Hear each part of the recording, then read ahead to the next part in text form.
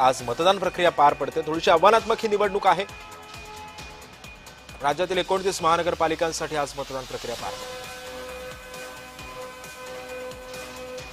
दरम्यान आता आपण नाशिकमध्ये जाऊया। तिथून माझे सहकारी किरण गोटूर सध्या आपल्यासोबत जोडले गेलेले आहेत। किरण, आपण बघतोय की अगदी थोड्याच वेळात अवघे 2 ते 3 मिनिटं राहिलेले आहेत मतदानाला सुरुवात व्हायला। नाशिकमधलं काय वातावरण आहे आणि कसं चित्र आहे सध्या नाशिकमध्ये? सिद्धेश, मागच्या काही दिवसांपासून आपल्याला माहिती आहे की नाशिक महापालिका निवडणुका वेगवेगळ्या कारणाने चर्चेत गेलेली आहे। संपूर्ण प्रचार आता संपलेला आहे। अनेक दिग्गज नेत्यांनी येऊन नाशिकमध्ये आपापल्या पक्षाचं प्रचार केल्याचं आपण बघितलेलं आहे। आज मतदार आपलं मतदानाचं कौल देणार आहेत। अगदी काही वेळानंतर असे जे वेगवेगळे मतदान केंद्र आहेत, या मतदान केंद्रावरती मतदार येऊन आपलं जो आहे तो मतदानाचा हक्क बजावणार आहे। त्यामुळे मतदार कुणाला कौल देतात हे पाहणं महत्त्वाचं असणार आहे। पण अत्यंत अटीतटीची लढाई आतापर्यंत झालेली आहे। नाशिकमध्ये जवळपास 1500हून अधिक मतदान केंद्र आहेत आणि या मतदान केंद्रावरती हे मतदार हे मतदान करणार आहेत। त्यापैकी जवळपास 200 ते 250 मतदान केंद्र जे आहेत ते संवेदनशील आहेत। इथे चांगल्या प्रकारे प्रिकॉशन घेण्यात आलेला आहे। कुठलाही अनुचित प्रकार घडू नये त्यामुळे एक मोठा बंदोबस्त जो आहे तो तैनात करण्यात आलेला आहे।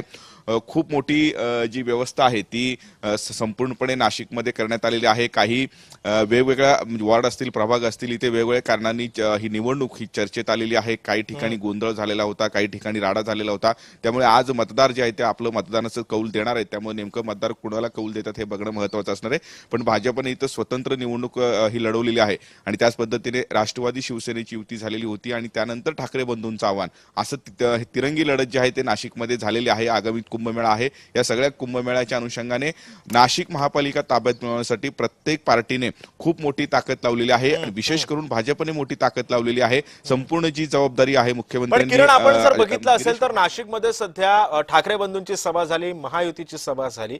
मी जर चुकत नसेल तर प्रत्येक पक्ष हा आता स्वतंत्र लढतोय।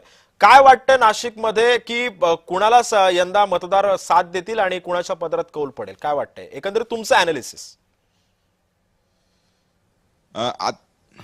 आता सांगणं तसं कठीण आहे सिद्धेश, पण भाजप आणि शिवसेना राष्ट्रवादीमध्ये मुख्य लढत ही झालेली आहे अशा पद्धतीचं राजकीय विश्लेषकांचं म्हणणं आहे। ठाकरे बंधूंनी एकूणच नाशिक दत्तकवरती खूप मोठी टीका केलेली होती। भावनिक साथ जो आहे तो नाशिककरांना घातलेला होता।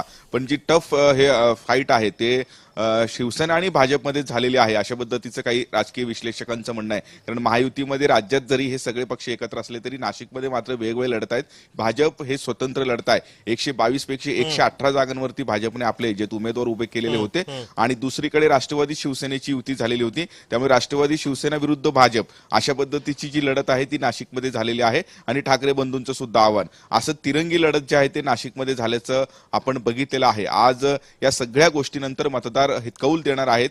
कुंभमेळा आहे। कुंभमेळ्याच्या अनुषंगाने हजारो कोटी रुपये नाशिक महापालिकेसाठी विकास कामासाठी मिळणार आहेत।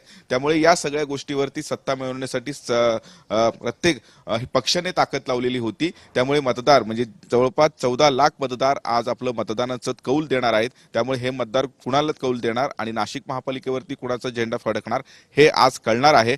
जवळपास 725 उमेदवार हे या नाशिक महापालिका निवडणुकीसाठी एकूणच रिंगणात आहेत आणि त्यामध्ये 200 अपक्ष उमेदवार आहेत आणि राहिलेले सगळे वेगवेगळे राजकीय पक्षाचे उमेदवार आहेत। त्यामुळे आज मतदार हे कौल देणार आहेत। त्यामुळे कुणाला कौल देणार हे उद्या आपल्याला कळेल। नक्कीच किरण, धन्यवाद तुम्ही दिलेल्या या सविस्तर माहितीबद्दल। त्यामुळे आपण पाहतोय सध्या अगदी थोड्याच वेळामध्ये या मतदानाला प्रक्रियेला सुरुवात होणार आहे। मतदार कुणाच्या पदरात मत देतात हे सुद्धा पाहणं महत्त्वाचं ठरणार आहे। माझ्यासोबत आता माझा सहकारी शुभम उमाळे सध्या आपल्यासोबत जोडला गेलेला आहे।